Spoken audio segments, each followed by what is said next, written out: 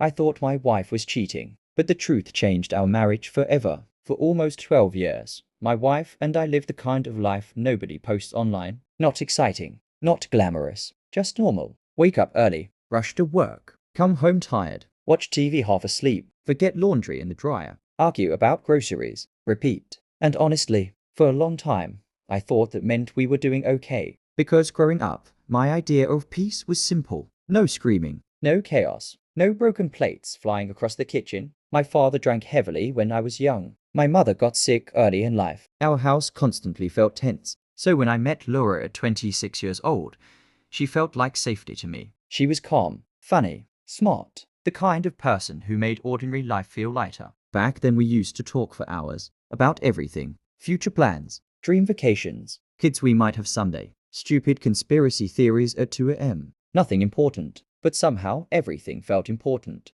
Then adulthood happened. And adulthood is sneaky. It doesn't destroy relationships dramatically most of the time. It just slowly exhausts them. Bills, work stress, routine, deadlines, fatigue. Years pass quietly. And one day you suddenly realize the person beside you feels emotionally farther away than they used to. That was ours. Not toxic, not miserable, just disconnected. I think both of us felt it. We just avoided talking about it because routine is comfortable. And comfortable can hide problems for years. My name is Daniel Harper, 38 years old. IT technician at St. Vincent Medical Center in Seattle. Not rich, not particularly successful, just surviving. Laura worked in corporate marketing downtown. Unlike me, she was ambitious, driven. She climbed quickly through her company while I stayed in basically the same role for nearly a decade. I used to admire that about her. Then eventually, I started feeling left behind by it. Not because Laura made me feel small intentionally. She didn't.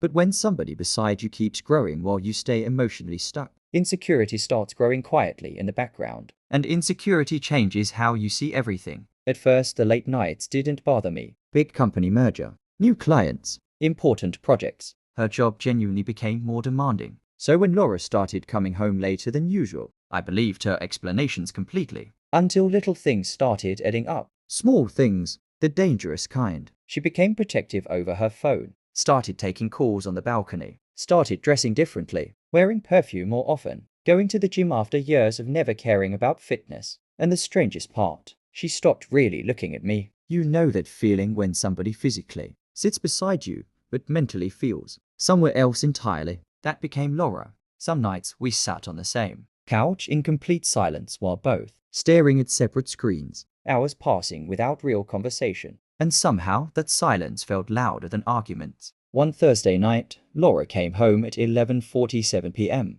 I remember the exact time because I had checked the clock at least 30 times waiting for her. The second she entered the apartment, I noticed she looked emotionally drained, mascara slightly ruined, hair messy, and there was a faint smell of men's cologne on her jacket. Very faint, but definitely there. My stomach tightened immediately. Laura smiled weakly. Sorry I'm late. I tried sounding normal. Everything okay? Long day. That was it. No details. No story. Nothing. Then she disappeared into the bathroom for almost 40 minutes. That night I barely slept. Because once suspicion enters your brain, it spreads into everything. The next morning, I started noticing details I previously ignored. Laura smiling at messages, turning her phone away from me, typing late at night, randomly laughing while texting. One evening around 1 a.m., her phone buzzed while she slept beside me. I stared at it for almost a full minute. Part of me knew checking would cross a line. Another part whispered, if you don't look now, you'll regret it later. So I picked it up. The message preview said,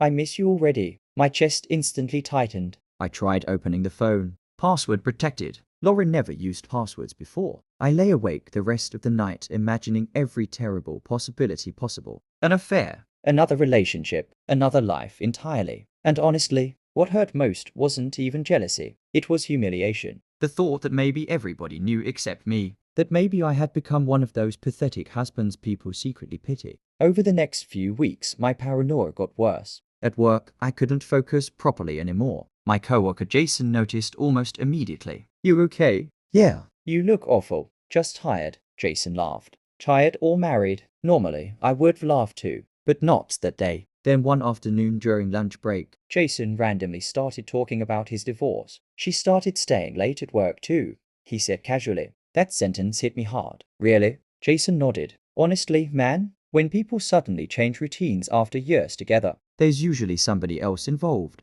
That thought poisoned my brain instantly. Because once another person confirms your fear, it starts feeling real. That same night, Laura came home late again. And for the first time in our marriage, I directly asked, "Are you cheating on me?" Laura looked genuinely shocked. "What? You heard me." The silence afterward felt horrible. Not dramatic, just painful. Then Laura asked quietly, "Why would you think that?" I laughed bitterly. "You've changed." "So have you." "What's that supposed to mean?" Laura rubbed her forehead tiredly. "You barely talk anymore unless it's about bills or work. So now this is my fault." "I didn't say that." "Then explain the messages." Her expression changed immediately. "What messages?" "I saw your phone. And for the first time in years." Laura got genuinely angry. "You went through my phone. I saw enough. You shouldn't have touched it. You shouldn't be hiding things." The argument exploded after that. Not screaming exactly. Worse. Years of quiet resentment finally surfacing all at once. Laura accused me of emotionally checking out years ago. I accused her of lying. She said she felt alone in the marriage. I said she stopped loving me. Eventually, she grabbed her keys crying and left the apartment. And honestly,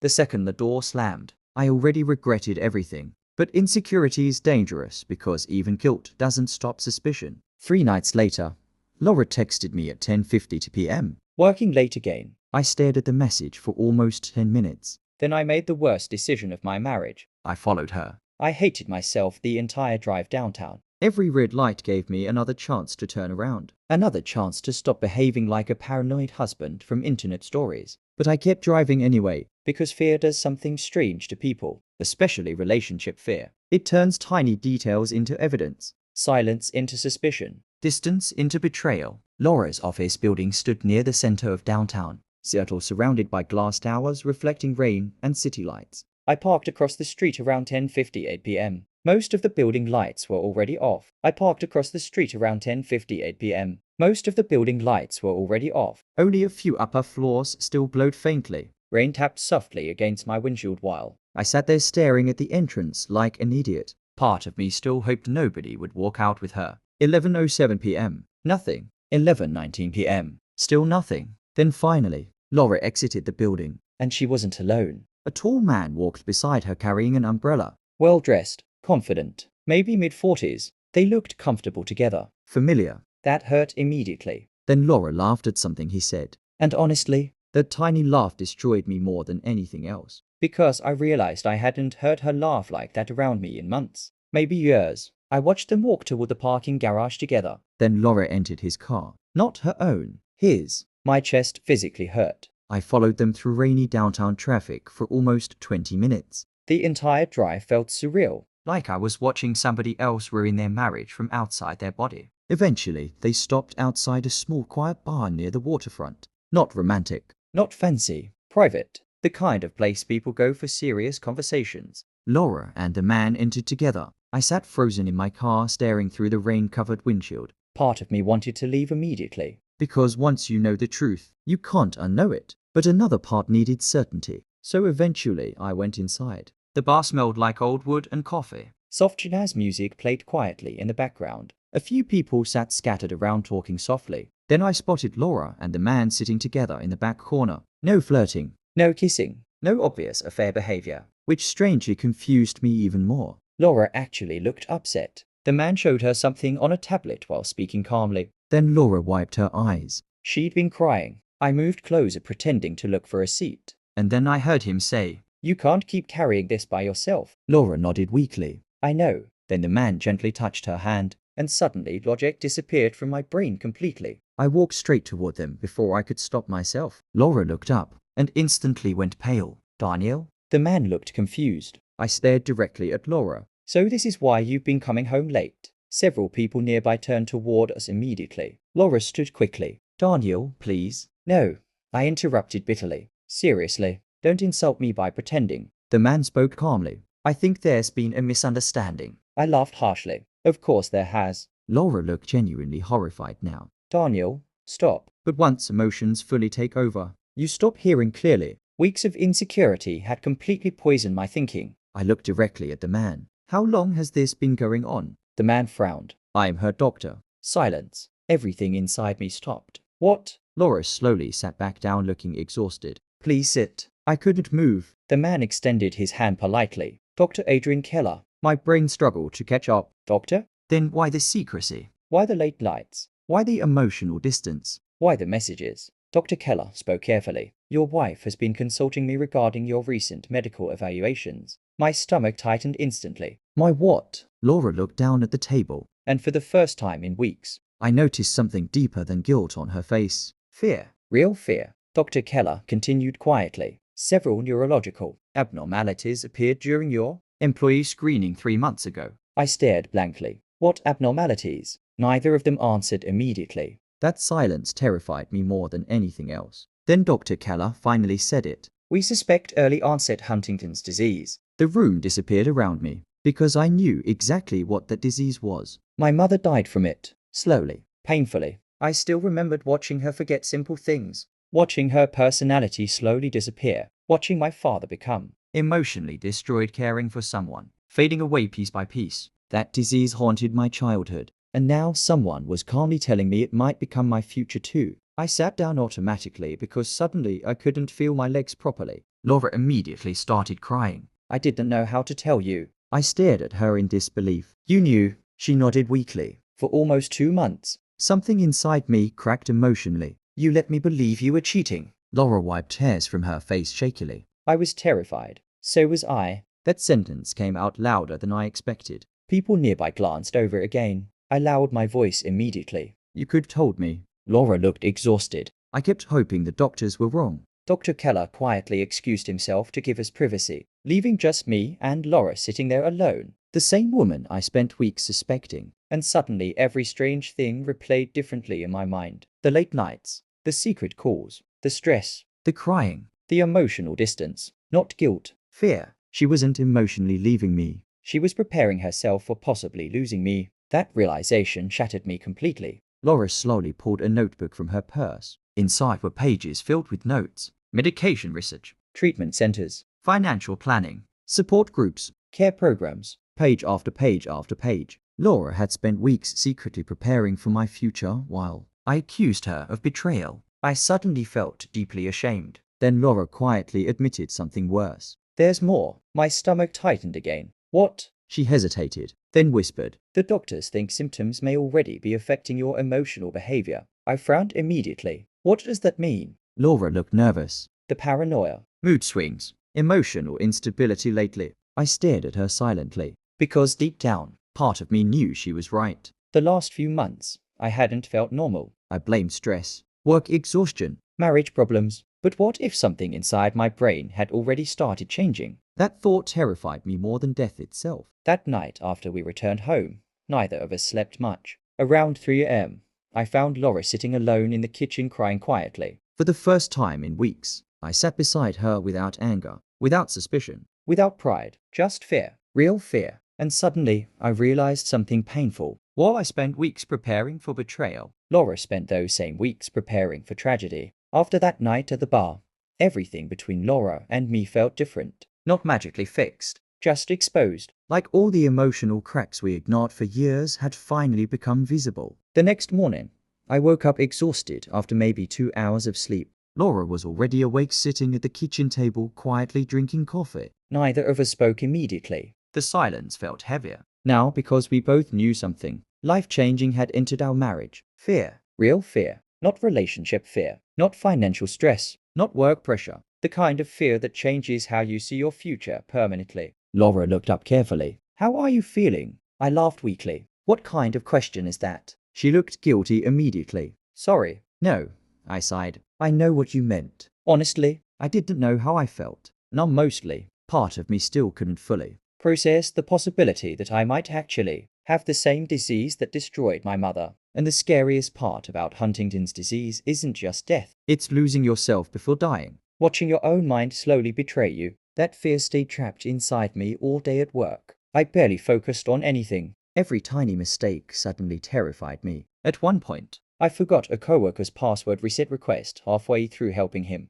Immediately, my chest tightened. Was that normal stress? Or was something already happening inside my brain? Jason noticed quickly. You okay? Yeah. You sure? You've been staring at the same screen for 10 minutes. I forced a laugh. Didn't sleep much. But inside my head, panic slowly grew louder. Because once somebody tells you something may be wrong with your brain, you start questioning everything. Every forgotten word, every mood swing, every emotional reaction. That evening, I found Laura sitting at the dining table, surrounded by papers again. Medical articles, financial planning sheets, insurance documents. She looked exhausted. How long have you been doing all this? Laura rubbed her eyes tiredly. Almost every night. I sat beside her quietly, then noticed something that made my stomach hurt. A spreadsheet labeled long-term care options. I stared at it silently. Laura realized what I was looking at and quickly closed the laptop. Sorry. No, I whispered. Keep it open. But honestly, seeing my possible future organized into spreadsheets felt horrifying. Care facilities, medication costs, home assistance programs. It suddenly made everything feel real. Too real. Laura looked at me carefully. You don't have to go through this alone. And for some reason, that sentence almost broke me emotionally. Because growing up, I watched my father slowly collapse while caring for my mother. I remembered hearing him cry alone at night after she forgot who he was. I remembered him looking permanently exhausted for years. I remembered promising myself as a teenager, I will never become someone's burden. Now suddenly that fear sat directly in front of me. A few nights later, Laura fell asleep early on the couch. I sat alone in the bedroom staring at old photo albums for almost 2 hours. Photos of my mother before she got sick, smiling, healthy, alive. Then later photos after the disease progressed. Different eyes, different smile, different person. I suddenly realized something terrifying. I barely remembered her real voice anymore. That thought crushed me completely. Around midnight, Laura woke up and found me crying quietly. She sat beside me immediately. Neither of us spoke for a while. Then I finally whispered, what if this destroys us? Laura grabbed my hand tightly. We'll handle it together. That's what Dad said too. Silence. Then I admitted something I hadn't said out loud before. I watched that disease ruin my parents. Laura looked at me carefully. No, the disease didn't ruin them. I frowned slightly. What? They stopped talking to each other honestly after your MOM got sick. Laura whispered. That's what ruined them. That sentence stayed in my head for days. Because deep down, I knew she was right. Fear isolates people emotionally if they let it. Over the next few weeks, life became painfully strange. Waiting for more test results slowly poisoned everything. Simple moments suddenly felt emotionally loaded. Watching TV together, cooking dinner, folding laundry, everything carried this quiet, unspoken fear beneath it. And honestly, some days I became angry at Laura for no reason. Not because of her, because fear needs somewhere to go. One night, she asked if I wanted to visit her sister for dinner. I snapped immediately. No. Laura looked confused. I snapped immediately. No. Laura looked confused. Why? Because I don't want people treating me differently. They don't even know. Yet. The argument escalated quickly after that. Eventually, Laura shouted, you're acting like you're already dying. That sentence hit hard because part of me knew she was right. I was emotionally collapsing before even receiving final answers. Later that night, I apologized quietly. Laura looked exhausted. I know you're scared, she whispered, but you're shutting me out again. That word again stayed with me. Because that's exactly what I had done for years emotionally. Shut down, withdraw, avoid difficult conversations. And now under pressure, I was doing it all over again. A week later, I visited my father for the first time in months. We weren't extremely close anymore. Not after my mother died. Grief changed him permanently. He lived alone in a small house outside the city, surrounded by old tools and unfinished projects. The second he saw me standing at the door unexpectedly, his expression changed. You okay? I nodded weakly. Can we talk? We sat in silence for almost 10 minutes before I finally told him everything. The tests, the symptoms, the fear. My father listened quietly without interrupting once. Then after a long silence, he said something unexpected. When your mother first got diagnosed, I was more afraid than she was. I looked at him carefully. You never showed it. That's because men from my generation were taught hiding emotions was strength. He laughed bitterly. Turns out it just makes people lonely. That sentence hit me hard. Then Dad admitted something I never knew before. There were moments I almost left. I stared at him in shock. What? He nodded slowly. Not because I stopped loving her. Because I was terrified. Silence filled the room. I hated myself for thinking it. He continued quietly. But watching somebody disappear, slowly in front of you, changes your mind in dark ways. That honesty honestly shocked me. Because my father never talked emotionally about anything. ever. Then he looked directly at me. But the thing I regret most, he paused, is that fear stopped me from appreciating the time we still had together. That sentence stayed with me constantly afterward. A few nights later, Laura came home carrying groceries while I cooked dinner badly. She laughed immediately. You burned the onions again. I'm trying. You're losing. For the first time in weeks, we both laughed genuinely. And weirdly, that tiny moment felt more important than huge dramatic conversations, because fear had made us appreciate ordinary life again. Not perfectly, not magically, but honestly. Then finally, 6 weeks after the bar incident, Dr. Keller called. Your final results are ready. My stomach instantly dropped. Laura looked terrified beside me. Neither of us spoke much during the drive to the hospital. The waiting room felt unbearably quiet. Every second stretched painfully. Then finally, Dr. Keller entered holding the results folder. He sat down slowly and smiled. That smile changed everything instantly. You do not have Huntington's disease. I stopped breathing for a second. Laura burst into tears immediately. Dr. Keller explained that another neurological condition combined with stress and sleep deprivation created misleading warning signs during earlier scans. I barely heard half the explanation honestly, because relief hit me so hard it physically hurt. Laura hugged me tightly, crying into my shoulder, while I just sat there shaking. And honestly, that was the first moment in months where life felt real again. But strangely, the biggest thing that changed wasn't the diagnosis. It was us. Because almost losing our future forced us to confront everything we ignored for years. The distance, the emotional silence, the resentment, the assumptions. One night months later, Laura and I sat quietly on the balcony watching city lights. Then she suddenly asked, when you thought I was cheating, did you hate me? I thought carefully before answering. No, really. I hated the idea of losing you. Laura looked down quietly, then whispered, I almost gave up on us before all this happened. My chest tightened. What? I thought we were becoming strangers. Honestly, she wasn't wrong. But maybe fear forced us to finally notice before it became permanent. Laura leaned against my shoulder softly, then quietly said, you know what scared me most? What? That I realized I would rather go through something terrifying with you than live comfortably without you. And honestly, that sentence changed how I understood love forever. After the final test results came back negative, everybody around us expected life to immediately return to normal. But that's not how fear works. Fear changes people even after it leaves. For weeks afterward, I still woke up randomly during the night checking if my hands were shaking. Sometimes at work, I'd forget simple things and instantly panic again. Sometimes Laura caught me secretly searching symptoms online at 2 a.m. The fear didn't disappear overnight, but something else changed too.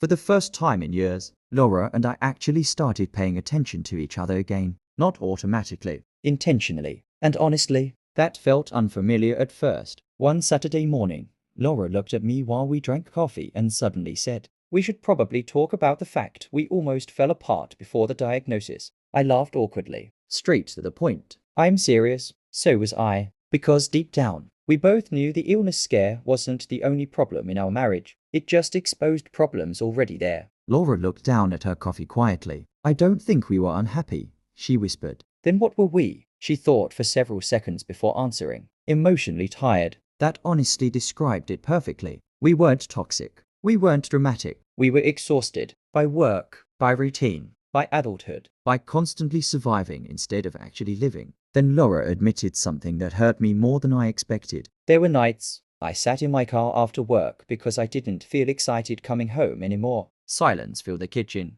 Because if she had said that months earlier, I probably would have gotten defensive immediately. But now, I understood. And if I was honest with myself, I felt the same way too. Not because I stopped loving her. Because somewhere along the way, life replaced connection with routine. I looked at Laura carefully. Why didn't you tell me? She laughed weakly. When? That answer hit hard because I knew exactly what she meant. There's never a perfect moment for difficult conversations, especially in long-term relationships. One person comes home stressed, the other person feels tired. Bills need paying, dinner needs cooking, and eventually the important emotional conversations keep getting delayed until years pass quietly. Then one day, you realize you barely know what the other person feels anymore. That afternoon, Laura suggested something unexpected. Let's go somewhere. Where? Anywhere. So we drove almost 2 hours outside the city without a plan, no destination, no schedule, just driving. And weirdly, that simple day became one of the best days we'd had together in years. We stopped at random diners, walked near the water, talked about stupid memories from our 20s.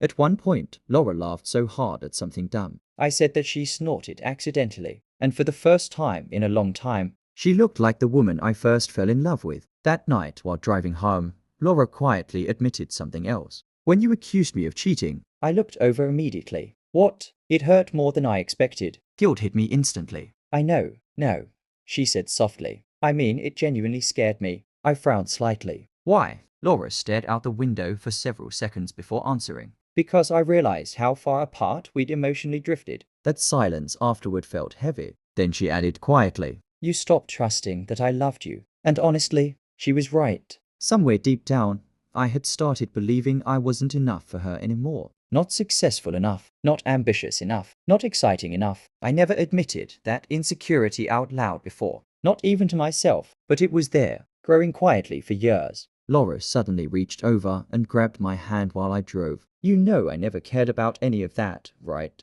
I swallowed hard. It didn't feel like that. Because you stopped talking to me. That sentence stayed in my head for days afterward. Because once again, she wasn't wrong. A month later, something happened that almost pulled us backward again. Laura got offered a major promotion, huge salary increase, executive level opportunity. The only problem? The position was in Chicago. Neither of us knew how to react initially. Because this wasn't just a work decision anymore. It was a life decision. The old version of me probably would have immediately said, no, stay here. But after everything we'd been through, I couldn't do that honestly. So instead I asked, what do you want? Laura looked surprised by the question, then quietly admitted, I don't know. For weeks, tension quietly returned between us. Not toxic tension, fear tension. Because both of us understood what this opportunity represented. If she left, would our marriage survive long distance? Would we slowly become strangers again? Would this become the beginning of the end? One night around 1 a.m., I found Laura sitting alone in the living room staring at the promotion contract. She looked emotionally exhausted.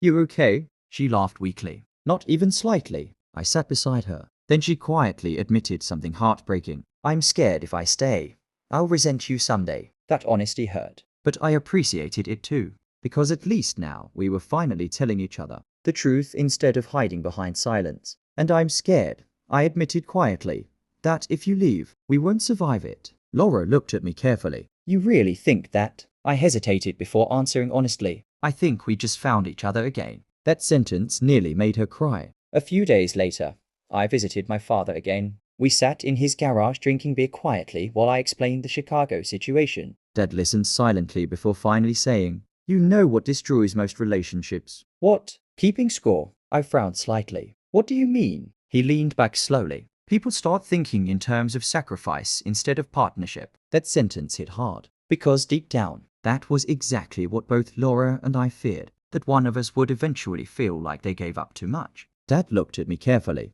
If you love her, don't make decisions based on fear. That advice stayed with me. 2 weeks later, Laura finally made her choice. She declined the promotion. At first, I felt relieved instantly. Then strangely, guilty. Because part of me worried she sacrificed something important because of me. That night, I asked her directly. Are you sure? Laura smiled softly. For the first time in years, yes. But this was huge. So are we. I stared at her quietly. Then she admitted something unexpected. When I thought you were seriously sick. She paused. I realized. I don't actually care about climbing higher anymore if it costs me my real life. That sentence honestly changed something inside me permanently. Because modern life trains people to constantly chase bigger things. More money, more success, more status. Meanwhile, relationships quietly starve in the background. A year later, Laura and I still argue sometimes. Still annoy each other. Still get stressed. Still occasionally fall into routine. But now, we notice it faster. We communicate faster. And most importantly, we stopped assuming love survives automatically. Because it doesn't. Love dies quietly when people stop paying attention to each other emotionally. One rainy evening, almost exactly 1 year after the night, I followed Laura. We passed by that same small bar near the waterfront. Laura laughed immediately. You traumatized that waiter. I smiled awkwardly. I really thought you were cheating. You followed me across the city like a detective. I know. Laura shook her head smiling. Honestly, that was insane. Then after a long silence, she quietly said something I'll probably remember forever. You know the saddest part. What? You were preparing yourself for betrayal. She squeezed my hand gently. while I was preparing myself for losing you. And honestly, I don't think I'll ever forget that sentence for the rest of my life. The end. Follow DreamHack Stories for more.